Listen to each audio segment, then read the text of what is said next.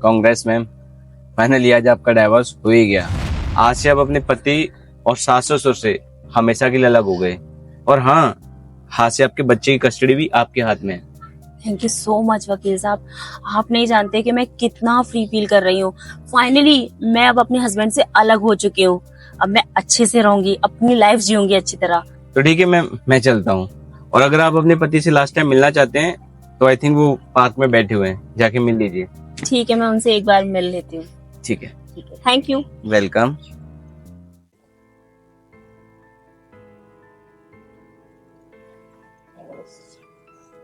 Ayush, finally आज हमारा divorce हो गया। अब तुम अच्छी तरह अपने माँ बाप के साथ रह पाओगे, तुम्हें कोई परेशानी भी नहीं होगी।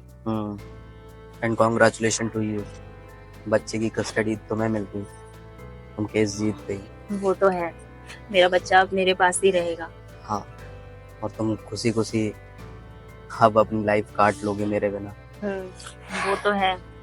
चलो मैं चलती हूँ, तुम अपना ध्यान रखना। एक मिनट,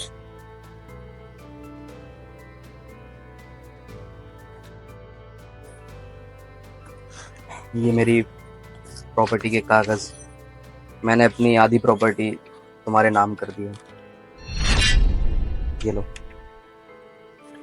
लेकिन क्यों? इसकी तुम्हें जरूरत पड़ सकती है। और हाँ, ये कुछ पैसे हैं, ये तुम्हारी लाइफ में आगे तुम्हें काम देंगे, बच्चे के लिए, तुम्हारे लिए। और हाँ,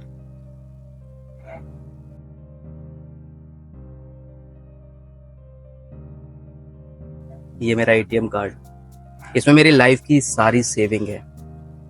तो कभी मुसीबत पड़ी या तुम्हें कभी परेशानी से गुजरना पड़ा तो तुम इसमें से कभी भी पैसे निकाल सकती हो। इसका पिन वही है जो मेरे पर्सनल एटीएम का था, लो रख लो। लेकिन आयुष, इन सब की जरूरत नहीं है मुझे। और अब तुम ये सब क्यों दे रहे हो डाइवोर्स होने के बाद में? मुझे नहीं है जरूरत, मैं अपना ख्याल खुद रख सकती हूँ। और फिर तुम्हें पता है ना कि मैं जॉब करती हूँ, मैं कमाती हूँ, अपने बेटे का ख्याल भी मैं खुद रख सकती हूँ। मुझे ये तुम्हारे पैसों और प्रॉपर्टी के कागज और एटीएम की जरूरत नहीं है। आई नो कि तुम कमाती हो, सेटल हो, तुम बच्चे का ख्याल शायद मुझसे भी अच्छा रख लोगी, तुम एक माँ हो। लेकिन ये जो मैं तुम्हें चीजें दे रहा हूँ, ये अभी के लिए नहीं दे रहा, ये तुम्हारे फ्यूचर के लिए दे रहा हूँ। तो ये रख लो, क्योंकि मुझे पता है तुम्हारा राहुल बड़ा हो जाएगा और उसकी शादी हो जाएगी, और वो अपनी वाइफ की बातों में आकर तुम्हें घर से निकाल देगा। तो शायद तुम्हें इन चीजों की जरूरत पड़ेगी, और ऑफ कोर्स वो निकालेगा तुम्हें, क्योंकि वो जिस माहौल में रह रहा है, जिस एनवायरनमेंट में रह रहा है, वहां माँ बाप को ज्यादा अहमियत नहीं देते बच्चे। मैं तो तुम्हारे हिसाब से पुराने ख्यालात वाला हूँ, तो मैं अपने माँ बाप के बिना नहीं रह पाऊंगा। लेकिन मुझे लगता है कि तुम जब ऑफिस चली जाया करोगी, बच्चे को ज्यादातर फ्रेंड्स के साथ रहना पड़ेगा, बड़ा हो जाएगा, पार्टियां करेगा, शायद लव मैरिज करेगा, फिर वो एक दिन अपनी वाइफ की बातों में आके तुम्हें घर से निकाल देगा।